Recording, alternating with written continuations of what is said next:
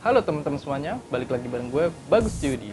Oke, di video kali ini akan sedikit berbeda dengan video-video gue sebelumnya yang all about food. Karena di video kali ini gue akan share sedikit pengalaman gue yang menjadi salah satu orang yang terdampak COVID-19, terutama di masalah pekerjaan. Mudah-mudahan video ini bermanfaat dan mudah-mudahan menjadi sedikit inspirasi buat teman-teman semuanya yang juga terdampak COVID-19.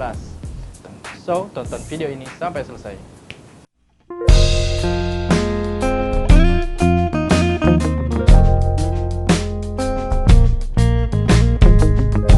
Oke teman-teman semuanya, nyatanya bumi kita memang sedang tidak baik-baik saja, terutama sejak kehadiran virus corona di bumi kita tercinta ini. Semuanya berubah, dari cara kita bersosialisasi, dari cara kita berkomunikasi dengan keluarga, dengan sahabat, dengan teman kuliah, teman sekolah, dengan mantan, dengan dosen, dengan guru, dengan semuanya, dengan pacar, kalau lo punya pacar. Pokoknya semuanya berubah, termasuk juga di masalah pekerjaan. Yang tadinya kerja di kantor, sekarang banyak yang work from home, kerjanya dari rumah. Yang tadinya kerja di kantor, banyak yang sekarang sleep from home, tidur di rumah karena mereka kehilangan pekerjaan. Termasuk gue. Gue adalah salah satu orang yang terdampak COVID-19 di masalah pekerjaan. Dulu sebelum ada pandemi ini, saat semuanya masih normal, gue bekerja di bidang industri kreatif dan tepatnya di industri fotografi komersial yang bergerak untuk pemotretan company profile, buat profil sekolahan juga, buat profil kampus juga, dan lebih banyak sih buat pemotretan produk atau buat katalog produk-produk kayak pakaian dan juga termasuk produk makanan. Nah, yang lebih banyak sih lebih ke produk makanan karena awalnya sejak gua kuliah dulu emang passionnya di fotografi makanan atau food fotografi. Nah, semuanya berjalan lancar, gue alhamdulillah dapat penghasilan setiap bulannya rutin karena setiap bulan selalu ada aja yang manggil untuk pemotretan, terutama untuk pemotretan makanan. Banyak banget resto, cafe, banyak banget juga cake shop yang udah pakai jasa-jasa foto gue. Banyak juga ibu-ibu rumahan yang memulai usaha kecil-kecilan di bidang makanan, mereka pakai jasa fotografi dari gue juga. Alhamdulillah gue sangat menikmati pekerjaan itu, dan dari segi kepuasan juga karena gue emang hobinya di fotografi, jadi gue bisa menunaikan hobi sekaligus bekerja menghasilkan uang untuk kehidupan gue. Setelah corona udah mulai rame, gue udah sepi job, udah jarang banget ada yang nelpon, jarang banget ada yang manggil untuk keperluan foto. Akhirnya gue memutuskan untuk pulang, itu kalau nggak salah sekitar awal bulan Maret kalau nggak salah. Pokoknya masih jauh sebelum ada PSBB, sebelum ada itu masih lockdown biasa, sebelum ada PSBB dan sebelum sekitar sekarang gitu. Nah, waktu itu gue pulang ke rumah, ya udah di rumah itu minim banget kegiatan. Akhirnya gue mikir apa nih, gue masa di rumah gini-gini aja, sedangkan kita kan tetaplah orang hidup butuh makan. Apalagi gue udah dewasa, gue juga di rumah ngandelin orang tua mulu kan agak menjadi sedikit beban. Nah, akhirnya pas sudah sebelum bulan puasa itu gue nggak ngapa-ngapain, sama sekali nggak dapet pemasukan sedikit pun. Akhirnya pas masuklah bulan Ramadan, bulan puasa, akhirnya gue kepikiran nih, biasanya kan pas bulan Ramadan itu banyak banget nih yang cari takjil biasanya kalau sore-sore. Nah, kebetulan ibu itu ada warung kan di depan, warung sembako kecil-kecilan gitu. Nah, akhirnya gue bisa manfaatin buka semacam mini stand lah di situ buat jualan makanan. Nah, akhirnya gue memutuskan untuk jualan gorengan.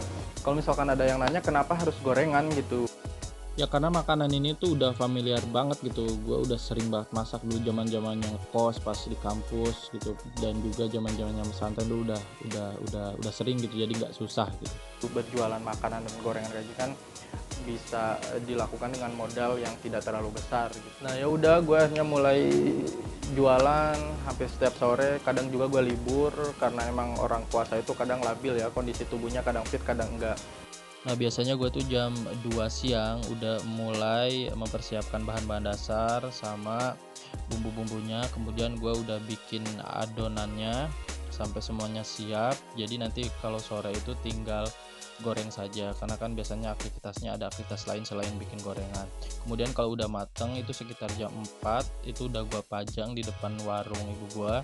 Di situ udah siap ada yang beli, dan biasanya yang beli itu pembelinya tetangga itu udah pasti beli, saudara-saudara, dan juga ada orang yang sekalian belanja ke warung gitu. Mereka lihat gorengan pada beli gitu.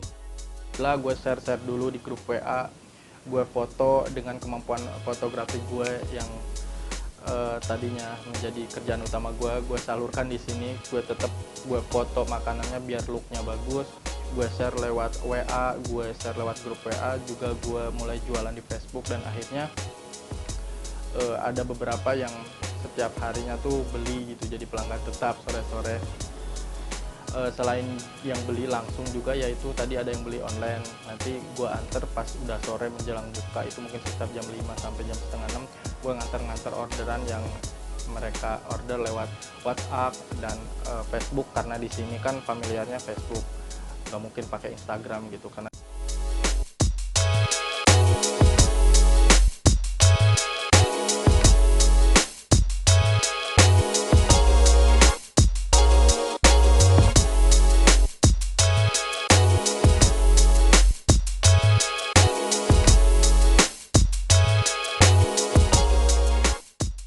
sebelum gue benar-benar memutuskan atau fix untuk jualan makanan atau gorengan ini, gue tetap aja harus komunikasi dulu dengan diri gue sendiri, harus bisa berdamai dulu sama diri gue sendiri. Karena karena takutnya gini, gue kan orang-orang sini tahu kalau gue tuh ya sarjana lah, S1 gitu. Takutnya ada omongan, masa sih sarjana gitu jualan gorengan gitu di rumah. Nah takutnya gitu kan, katanya omongan tetangga itu lebih pedas daripada mie sedap Korean spicy chicken. Ya pokoknya kayak gitulah. Kalau jualan gorengan takutnya bakal jadi bahan omongan gitu. Tadinya gue berpikir kayak gitu. Yang kasihan bukan karena gue malu, gue sama sekali enggak, tapi gue karena berpikir takutnya orang tua gue yang malu gitu. Hingga akhirnya gue bertanya gimana tentang kesarjanaan gue gitu sama diri gue sendiri. Hingga akhirnya gue mengokekan gitu, gue punya definisi sendiri, gue punya pandangan sendiri, gue punya stereotype sendiri gue terhadap kesarjanaan itu. Karena menurut gue tuh achievement seorang sarjana itu bukan ketika dia harus bekerja di suatu perusahaan tertentu dengan gaji tertentu. Menurut gue tuh bukan kayak gitu. Kalau jadi sarjana itu menurut gue adalah ketika dia bisa menghasilkan ilmu-ilmu yang dia dapat semasa kuliah, nggak harus untuk kerjaan, minim buat dirinya sendiri, bisa bermanfaat buat orang sekitar, dan kalaupun bisa menghasilkan uang dengan gaji tertentu, itu sih menurut gue bonus gitu. Karena sejatinya tuh kuliah itu buat menjadi kita berilmu gitu, bukan menjadi kita kaya menurut gue gitu. Nah akhirnya ketika gue udah bisa mendefinisikan itu kesarjanaan versi gue, dan juga gue berpikir daripada gue nggak dapet penghasilan sama sekali gitu, karena gue fotografi juga libur selama di rumah, ya kenapa enggak gitu, selama itu halal, nggak merugikan siapapun, dan itu menghasilkan bagi gue seberapapun nominalnya gitu, daripada tidak sama sekali kan mending menghasilkan walaupun dengan nominal yang ukuran kecil gitu. Selama kita mau bersyukur ya pasti akan ternikmati lah hasilnya kayak gitu. Itu sih menurut gue kayak gitu. Buat teman-teman semuanya yang mungkin kalian bingung, kalian yang kehilangan pekerjaan gara-gara corona ini, kalian bisa manfaatin apa aja yang ada di sekitar kalian, apapun yang kalian bisa, coba dah kalian lihat sekitar gitu. Hal-hal kecil apapun pasti kalau kalian mau berpikir dan mau berusaha pasti ada jalannya, dan ya nikmatin aja. Kayak gue kayak gini juga mungkin buat sebagian orang akan gengsi lah apalah, karena masa sih dari fotografer komersial turun ke jualan gorengan, atau dari seorang sarjana S1 yang harusnya kerja di mana dengan gaji berapa, masa sih berjualan gorengan gitu. Tapi menurut gue kan ini juga sementara gitu, ini sementara untuk mengisi waktu, daripada lo cuma tidur, daripada lo cuma main HP nggak jelas, ya udah kenapa enggak dengan mulai usaha kecil-kecilan selama pandemi ini berlangsung. Nanti toh kalau udah emang lancar lagi, nanti juga akan kita kembali lagi ke aktivitas normal. Dan kalian gak usah malu, karena malu itu tidak mengenyangkan. Selama kita berbuat hal-hal positif dan tidak merugikan orang lain, kenapa harus malu gitu. Selamat menjalankan ibadah puasa buat teman-teman semua yang menjalankan ibadah puasa, tetap semangat, stay at home dan stay safe buat kalian semua. And thanks for watching this video and see you di next video.